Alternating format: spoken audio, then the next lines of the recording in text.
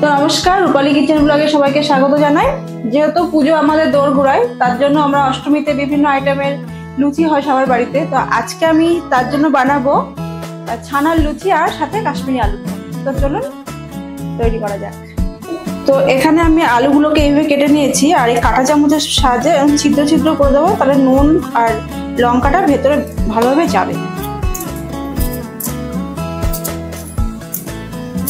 আর এখানে নিয়েছি 200 গ্রাম ছানা। ছানাটাকে ভালো করে মেখে নেব, তাহলে ছানার পুরটা দিতে ভালো হবে। আর নিয়েছি 500 ময়দা। তো ময়দাটাকে ময়াম দিয়ে রেখে দেবো। তো প্রথমে আমি আলুগুলোকে ভেজে নেব। আগে আলুর দমটা আগে করে নেব। তো দেখুন তেলটা আমার গরম হয়ে গেছে, এবার আলুগুলোকে ছেড়ে দেব।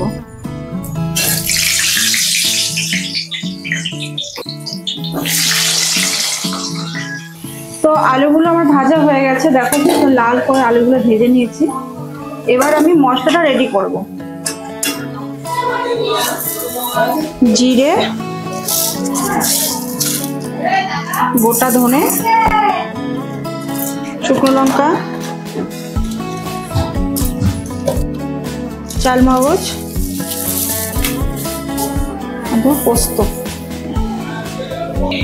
পরিমাণ মতন জল দিয়ে মশলাকে পেস্ট করে নেব।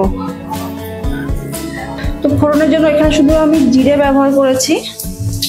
তারপরে যে মশলাটা পেস্ট করে রেখেছিলাম সেই মশলাটা দিয়ে দেব।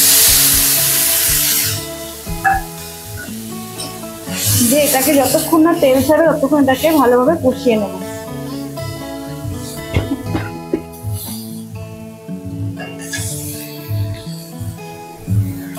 এবার দেবো একটু হলুদ দেব, তারপরে কালারের জন্য দেব কাশ্মীরি লঙ্কার গুঁড়ো। এবার আলুগুলো দিয়ে দেব। মশলার সাথে কিন্তু আলুগুলো ভালোভাবে কষিয়ে নিতে হবে, তাহলে আলুর মধ্যে নুন ঝাল মশলা সবটাই ভালোভাবে যাবে। আর যতক্ষণ না তেল ছড়াবে ততক্ষণ ধরে এটাকে কষিয়ে নিতে হবে।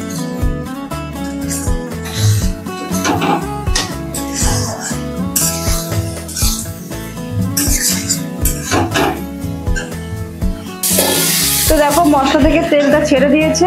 এবার যে মশলাটা বাকিতে মশলা রেখেছিলাম সেটা ধুয়ে জল দিয়ে দেবো।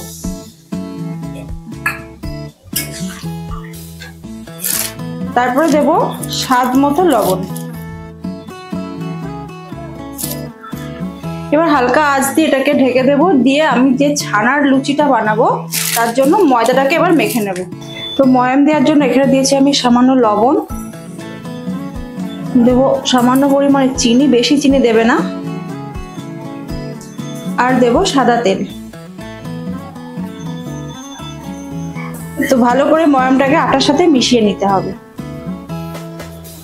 তো আমি অল্প অল্প জল দিয়ে ময়দাটাকে মেখে নেব, বেশি জল একবারে দেব না, পাতলা হয়ে যাবে। আলুর দম রেডি হয়ে গেছে, দেখো আলুগুলো গলেও গেছে। এবার নামানোর আগে আমি একটু সামান্য ঘি ছড়িয়ে দেব।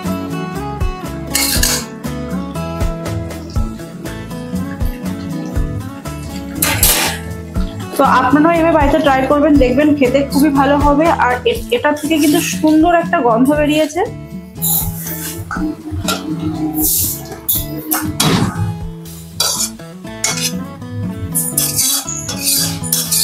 এবার ময়দাটা গোল করে বাটি শেপে নিয়ে আসতে হবে।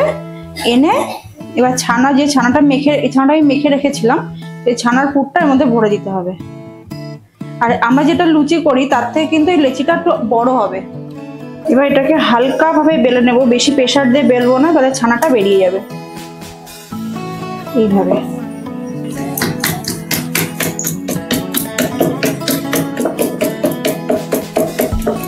খুব সুন্দর একটা শেপ চলে এসছে। তেলটা গরম হয়ে গেছে। এবার যে বেলে রাখা লুচিটা আমি ছেড়ে দেবো।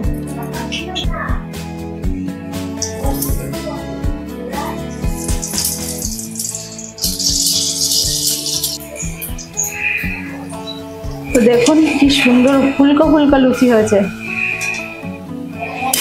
এইভাবে এক এক করে সবগুলোকে ভেজে নেব।